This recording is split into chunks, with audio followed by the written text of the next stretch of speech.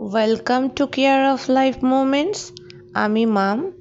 আজকের রেসিপি হলো শিম বেগুন এবং ঘরের তৈরি ফ্রেশ ডাল বড়া দিয়ে পাবদা মাছের ঝোল। রোজকার এই সাধারণ ঘরোয়া রান্নায় প্যাকেটজাত বড়ির জায়গায় ঘরের তৈরি ফ্রেশ ডাল বড়া দিলে এর স্বাদ বহুগুণ বেড়ে যায়। আজকে আমার বাড়িতে বড়ি নেই, তাই এর বিকল্প দেখলাম ফ্রিজেতে কলাই ডাল ভেজানো ছিল। প্রায় গতকাল ভেজেছি, মানে ধরুন 12 থেকে 18 ঘন্টা ভেজানো আছে। তাই একটু কলাই ডাল জল নিংড়ে নিয়ে নিয়েছি, সঙ্গে একটা কাঁচা লঙ্কা, 1 চিমটে মতো হিং বা 1 স্মল টিস্পুন, নুন পরিমাণ মতো, অল্প একটু চিনি। কলাই ডাল নিজেই বাইন্ডিং এজেন্টের কাজ করে, তবু যাতে মুচমুচে হয় তার জন্য 1 টেবিল স্পুন কর্নস্টার্চ। ব্যাস, এবার এটা গ্রাইন্ড করে নেব। এই যে মিক্সার গ্রাইন্ডারে মিক্স হয়ে গেছে। জল দেবে না কিন্তু।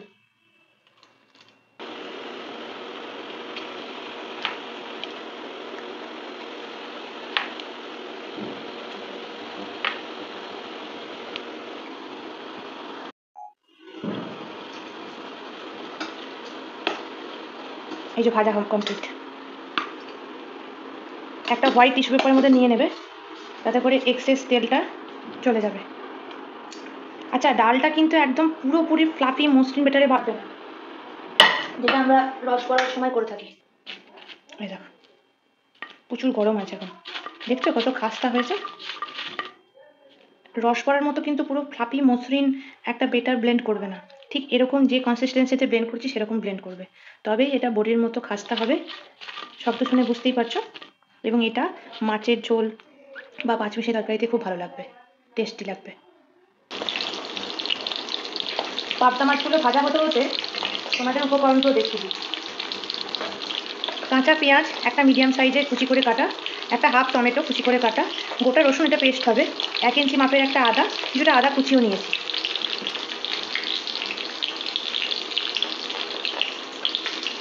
জিরে গুঁড়ো, গরম মশলা গুঁড়ো, ধনে গুঁড়ো সব 2 চা চামচ করে, 2 চা চামচ জিরে গুঁড়ো, 2 চা চামচ গরম মশলা গুঁড়ো, 2 চা চামচ ধনে গুঁড়ো, 2 চা চামচ কাশ্মীরি লঙ্কা গুঁড়ো, 2 চা চামচ হলুদ, চিনি স্বাদ মতো, লবণ স্বাদ মতো, আর ফোড়নের জন্য গোটা জিরে 1 চা চামচ, 2টো শুকনো লঙ্কা, 2টো তেজপাতা। আমাদের মাছগুলো ভাজা হয়ে গেছে, কমপ্লিট, মাছ ভাজা কমপ্লিট। এরপরে এই তেলেতেই শুকনো লঙ্কা, তেজপাতা, গোটা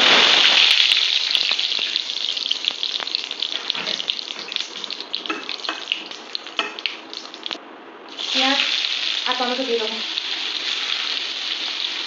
বেগুন যেহেতু তেল টেনে নেয়, বেগুনটা সবার লাস্টে দেবো, তার আগে চিনি দিয়ে দেবো। ওভেনের আঁচ কমানো থাকবে।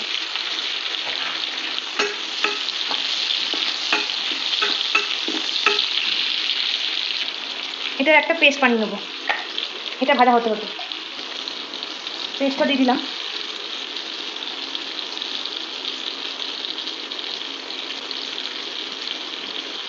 তোমার একটা কলাই ডালের বড়াটা ভাজা দেখালাম, বড়ির পরিবর্তে তোমরা ওটাই দেবে।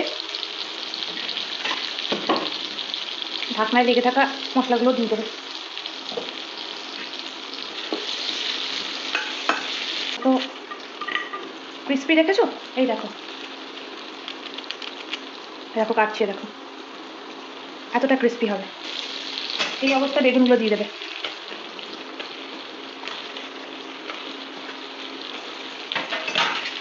ইনগ্রেডিয়েন্টস সব রেডি থাকলে এই রান্নাটা হতে হার্ডলি 10 থেকে 15 মিনিট লাগবে। বেগুনটা ছেড়ে দেওয়ার পর তো এই অবস্থায় একটা সর্ষের তেলে রান্নাটা হচ্ছে। হ্যাঁ, 2 চা চামচ জিরে গুঁড়ো, 2 চা চামচ গরম মশলা গুঁড়ো, 2 চা চামচ ধনে গুঁড়ো, 2 চা চামচ কাশ্মীরি লঙ্কা গুঁড়ো, 2 চা চামচ হলুদ গুঁড়ো, আর চিনি প্রয়োজন মতো। এখানে 1 চামচ মতো চিনি নামানো আছে, এগুলো দিয়ে দেবে।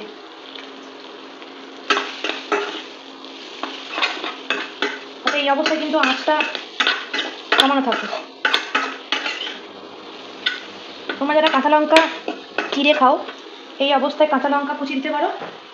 আমি এখানে একটা গোটা কাঁচা লঙ্কা দেবো। মশলাগুলো থেকে তেল ছেড়ে দিয়েছে, এই অবস্থায় জল দিয়ে দেবো।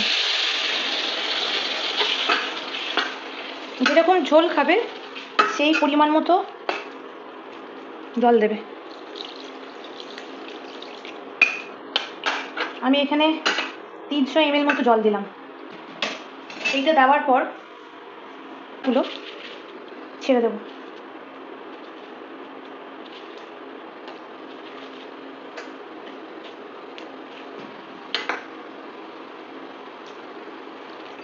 এই সময় নুনটা দিয়ে দেবো।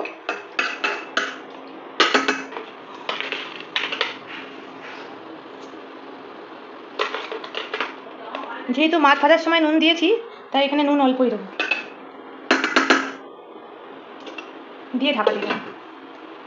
শিমটা একটু সেদ্ধ হয়ে এলে তারপর ঢাকাটা খুলে মাছগুলো ছেড়ে দেবো। শিমগুলো সেদ্ধ হয়ে গেছে, বেগুন তো আগেই সেদ্ধ হয়ে গেছে। এই অবস্থায় মাছগুলো ছেড়ে দেবো। পাবদা মাছ খুব নরম মাছ, পাবদা মাছ দেওয়ার পরে তো ঢাকা দেবেই না কড়াইতে, মিনিট 5 ফুটিয়ে নিয়ে নামিয়ে নেবে।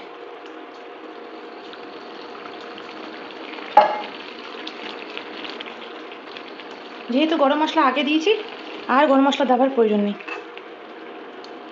2 মিনিট ফোটাবো, তারপর নামিয়ে নেবো। গ্যাসটা বন্ধ করে দেবে, দিয়ে মাছের ঝোলটাকে এই অবস্থাতে আরও 5 মিনিট ঢেকে রেখে দেবে।